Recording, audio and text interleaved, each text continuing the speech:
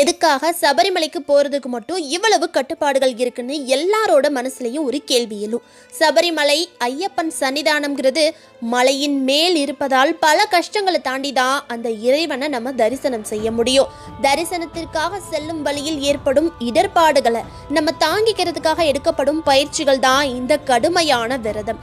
ஒரு மனிதன் தன்னைத்தானே பக்குவப்படுத்தி கொண்டு ஒழுக்கமாக வாழ்வதற்கு பயிற்சி எடுத்துக்கொள்ளும் காலம்ங்கிறது தான் இந்த விரத காலம்.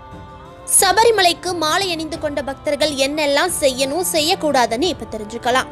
சபரிமலைக்கு மாலை அணிந்து கொள்பவர்கள் பல வருஷங்களுக்கு முன்னாடி எல்லாம் 60 நாட்கள் விரதத்தை கடைபிடிச்சு வந்தாங்க. 60 நாட்கள் விரதம் இருப்பது ரொம்ப கடினமாக இருந்ததால அதனை ஒரு மண்டலம், அதாவது 48 நாட்களா குறைச்சிக்கிட்டாங்க.